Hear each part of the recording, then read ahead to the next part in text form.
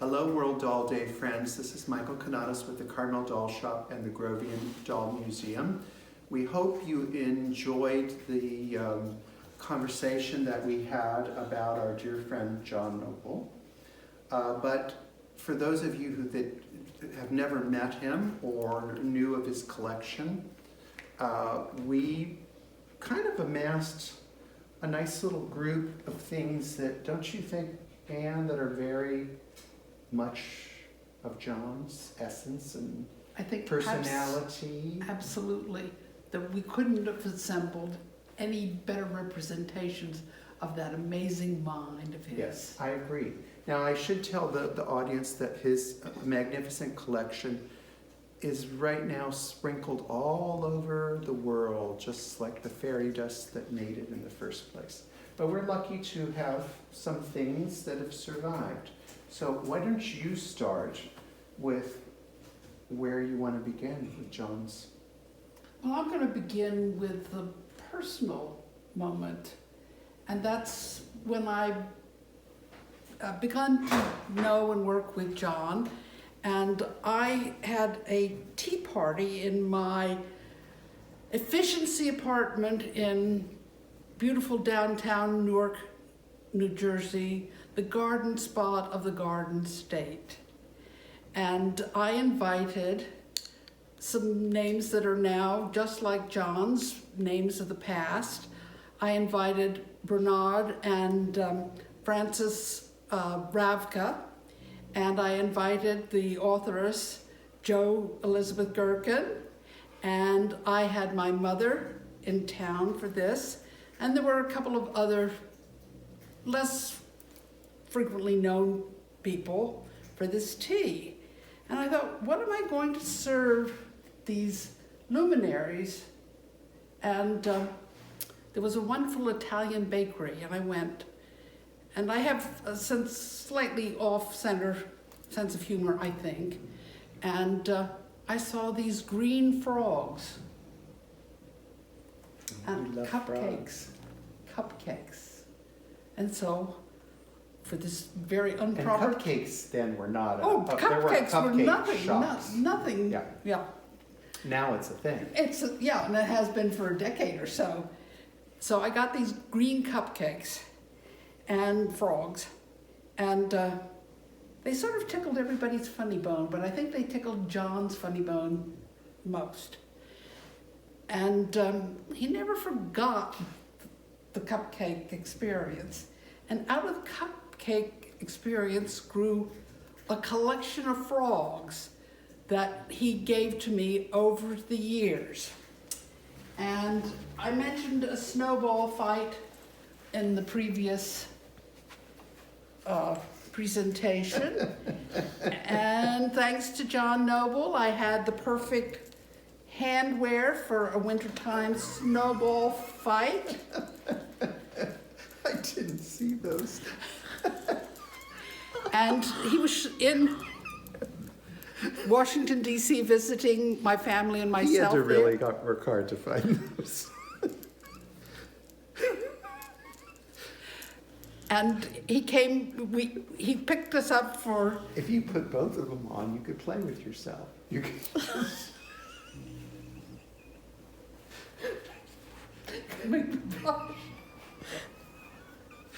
Well, it's supposed to be fun. This is about John's. It's not about me. Okay. Sorry. I'll be good. How long? This is serious educational. Well, for this evening's event, he brought my mother a corsage box, and there was a lovely floral corsage in the box.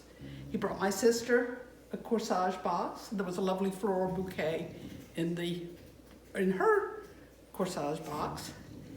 And he brought me a corsage box, and it was a carton frog, jumping frog, which, because we were given these corsages in the box, I decided that it was going to become my corsage, and I wore it for dinner. Well, after that, frogs jumped into my life from every direction. So, for Christmas every year, John's jumping jack frog comes to alight on my Christmas tree. Now, and did he make that? He made this, yes. Oh, wow. I mean, And- we know he was a talented artist. Oh, I mean, just wonderful. And to show that even official New York Museum of the City of New York stationery was personalized for me with A frog. So that must have really hit him as a... And then this was the jumping jack for my sister, and unfortunately, let's get his little legs going. Is that really a frog or is that a mouse? No, this is It's a frog. mouse. This was for Jane. Oh, she got a mouse. And I can't remember what my mother got. It went out with a Christmas tree one year, buried in branches. And these- became mulch And somewhere. he was someone that would do a personal gift. He would take the time to make a Yes. personal gift. And for my mother, he did a very special doll, which is taken from the Maury catalog, where the Duke of Reichstadt, Napoleon's son, features in the lineup of dolls. And when we're finished going down to the hemline and looking at her typical French standing device of two peg legs, and Kathy, do you want to try and look at her, his He marked it. markings? Mhm. So he made that in 1972? Yes. And Michael very thoughtfully, what is it now, 5 years ago, for an event here at the Grovian, did a reproduction of this, which on the other side was taken from this French, But this doll is the prototype for that this one. And I believe that he actually hand molded that doll from this doll, because this was wrapped in cellophane. Okay. So I think he just sat and did paper mache, the old-fashioned way, strips, Yeah. and he did that especially for you. Now, when we did it, No, we this had was it. for my mother. Or for your mother. I can't take, Okay. But here you can see she's a little bit bigger because it would, and she has a slightly flattened nose Yeah. too. well, hers is, their nose is pretty much the same because they both have pretty flat noses. Yeah, well, that's what I'm saying. It's that you can see the But you can similarity. see he was building up on it. But this is the, and I think he did more than, you see a little bit of the rear end still there. Most of the times you don't see these ever. And I think he had every intention of, at some point, Doing putting mass this back production, together, or putting you know, it as- back, yeah. as a doll. Now, I think, as Michael just said, John's collection was scattered, or is scattered around the globe. When he lived in New York, which is the period when I really knew him best, one of the dolls that I had always admired in his collection in Greenwich Village was this German wax, who was in a very typical German beadwork outfit. And the Germans did beadwork like this. You have to look at the back of her hat too. It's Sorry, just Kathy. out of this world. And this is mid-19th century. And I believe that doll's name was Jessie White. But we'll have to confirm it from, I've got the sales tag do you? on it. But if we did it as a sales, we might not have put that, but in it, because that but it is in one of the journals, Yeah. the whole story. Yeah. Because John would write his early collection, and that would be part of it. Before they could really identify dolls, a lot of collectors would name them, and they named them after where it came from, and that was a way for them to identify, because, you know, in the 40s, there wasn't a whole lot of information available. No. All over the place. Now, the final thing that I've contributed to this extraordinary table, if I can word it that way, taking some credit, are these Christmas presents. At the Museum of the City of New York, there's a very famous 1920s doll's house, which was assembled by three sisters, the Stettheimer sisters. There were two that were particularly involved in the construction and the furnishing of the house. And these sisters were very much involved in the New York City art scene, and they knew all the painters that were prominent in the time, and practically every one of their friends contributed miniature paintings for the doll's house. And the doll's house is noted internationally because of the paintings by all of and these. it's really a perfect example of its time. Oh yes, Like all the furnishings are Art Deco style things, and the doll's house. There were dolls in the doll's house originally, and John always liked to expand his fantasy of how life was in the doll's house, and he decided, I think it was 1977, 76, 77, that he was going to give the dolls Christmas. And he was going to do the interior decorations, trees, swags around the lighting fixtures, so forth. And he said to me, Anne, I really need some help. I'm thinking, oh goodness, you know, how can I help add anything to the Stettheimer house? And he said, would you please make me some presents to put under the tree? Well, I'm here to tell you that I have the rejects of the Christmas presents. They didn't make the cut? These are the ones that did not make the cut. But for several years there, I think until he retired actually, every year they put out the Christmas decorations in the house. And then a new generation came along, and that concept of humanizing the house went away. So, well, and which is too bad, because the little people that went to the museum probably connected to the house because of all of those decorations, and you know, find the mouse in the house or whatever to connect the public with the item, the historic item. So it's too bad. Yeah, it's too bad. Yeah. So, for some reason, I just decided that if these weren't good enough for the Stettheimer house, they were certainly good enough for me to use with small dolls at Christmas time. Of course. So. No, and I have a whole project for you to do while you're here. You've got a lot of little packages that need to be wrapped. Oh, thank you. Well, my fingers are now very arthritic. Oh, I couldn't do it. Oh, that's a good one.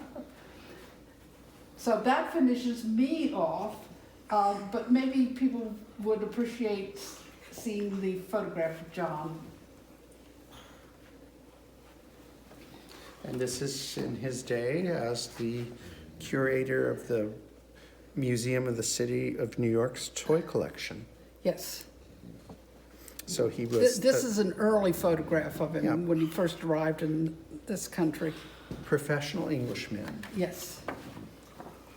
Well, my part of the John Noble collection probably has something that was probably the least valuable thing in his collection, but is the germ, the seed that started it all. So when he was a little boy, he took a contemporary toy that he was given, and he traded the new toy for this mid-Victorian whistle, and it is a working whistle. And it's a little cigar, I believe, with some kind of a bathing doll, I guess we could call it, but clearly to me, this is like a novelty piece of probably a newborn baby, where the father gets a cigar. But I mean, this to me, if I see something like this is so John. Absolutely. The only thing it would need would be, to make it even better, is maybe a frog or two frogs. Well. but we're very happy to have this. I think it could very historically be lost. Oh, that's an easy thing to overlook. So this is whenever visitors come. This is in the early doll case, and I think that's where he would like to see it. The other thing that I think is very interesting, and we think about John as all dolls, dolls, dolls, because that's what he did. Really, the majority of his writing was about dolls. But he was one of the first really avid, that I know of, Christmas collectors. And when he was in London and was in New York, he networked with all of the dealers, general antique dealers, and he would buy all their Christmas decorations. But he had a budget, and the budget in America was $1 per box. And he managed to build up a really, really fabulous collection, which most of it is, we sold. And then rather than taking a commission on what we sold for him, this is one of the things that we kept, was this Christmas tree. And not all of it was his, but the more than 90% was from his collection. And he was just doing something that other people were not. So this is a famous, what they call a Dresden, and they're pressed cardboard, and then all kinds of fanciful figures. There's a racehorse, poodle, the classic wedding slippers, frogs. Here's a frog. That's John's. I told you they There's were a frog. Lots of poodles, angels, ducks, geese. He was very, very passionate about this. And he loved Christmas. And he had many, many trees. And when he was satisfied with his antique collection, then he went and made his own. He made his own trees. He had a chinoiserie tree, where he made all kinds of things. So this is something that he really, really loved. And then when I think of John, there's a couple of things that I think of. As I said in the earlier talk, he was a very sensual person, the most sensual person I think I've ever met. Strawberries, champagne, and lobster. Those were his idea of joy. So these lobster dolls, which are from an early ladies' catalog, I think it's the ladies' book from the 1860s, there was a plan on making Mr. and Mrs. Lobster. And John made these. Many people think that they're old because he used old findings, and clearly they're having an argument.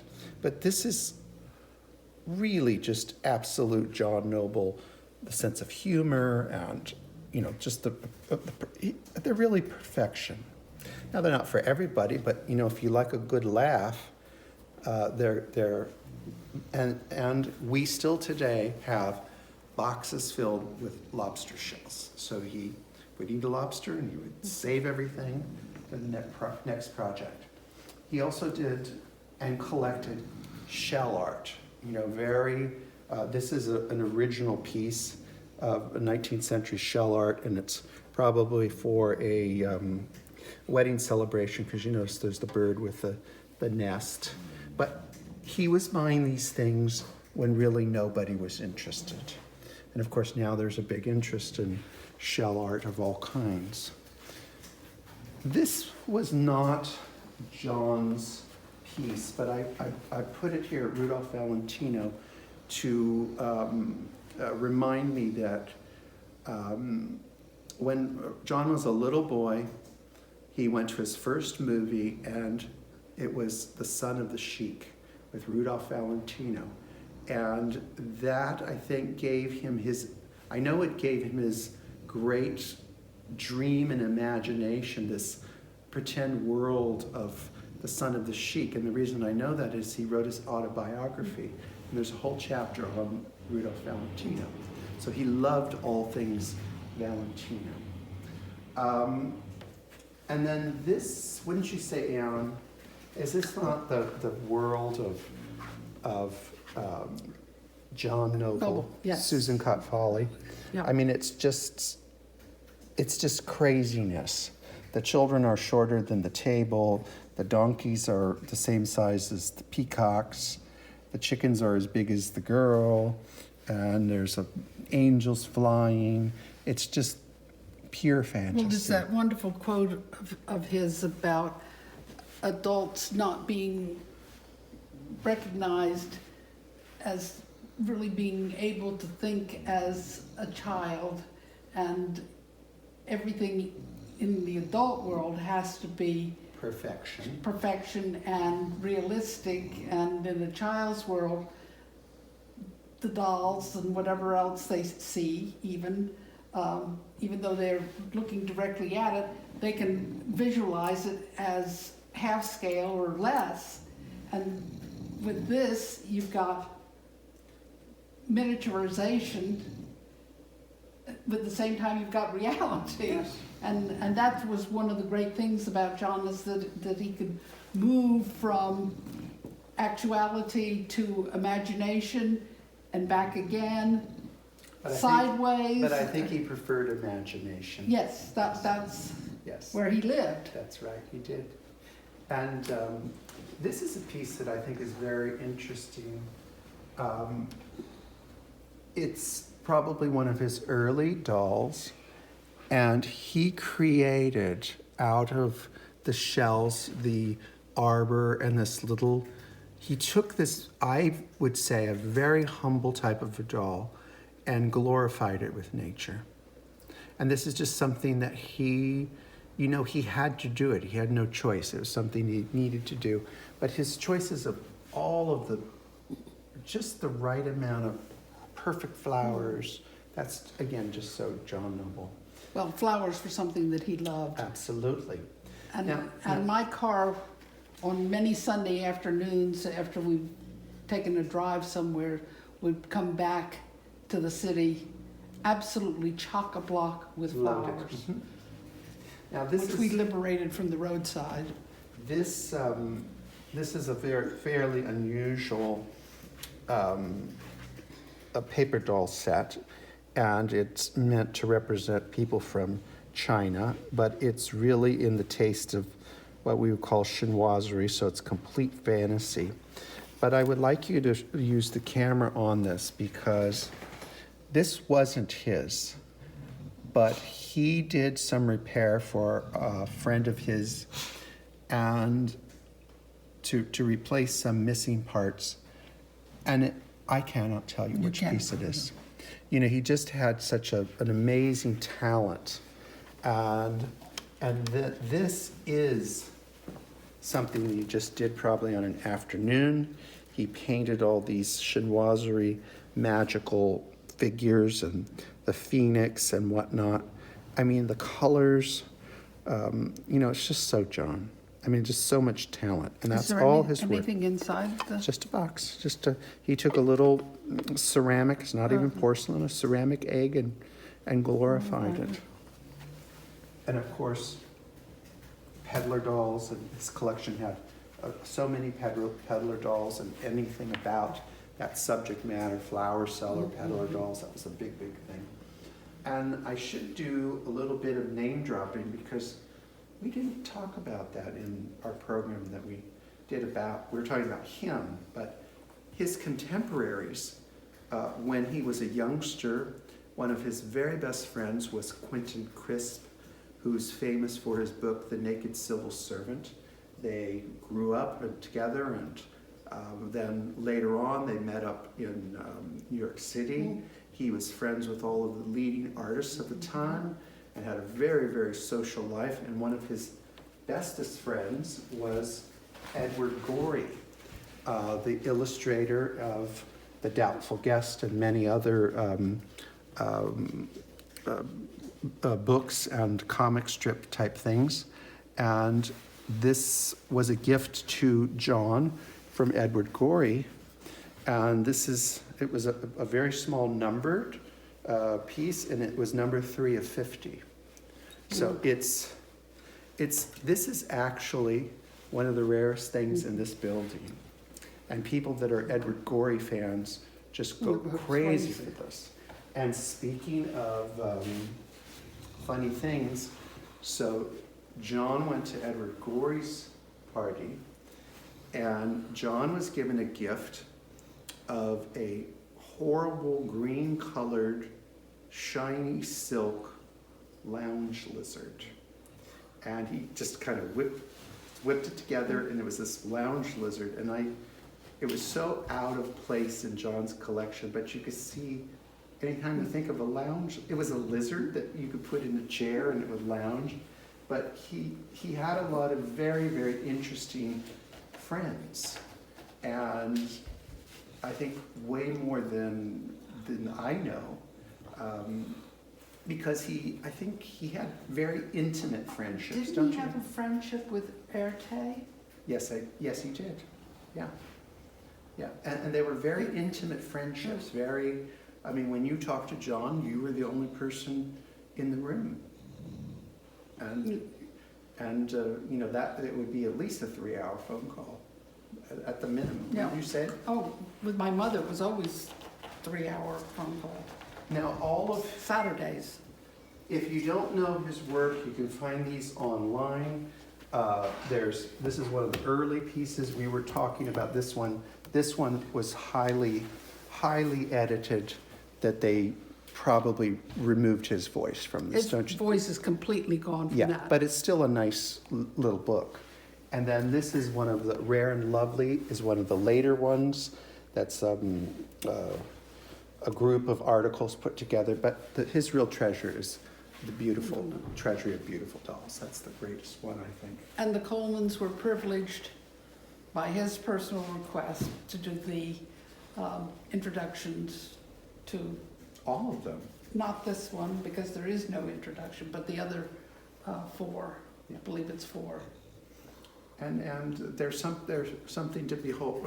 Really, I still sit down and read them every once in a while, and I always try to collect up Beautiful Dolls, because that's a great book to give someone who's starting out. So if I can get them, I give them as gifts to people just starting out. Anyways, we hope you enjoyed this little peek into the magical world of John Darcy Noble. Bye-bye, doll friends. Bye.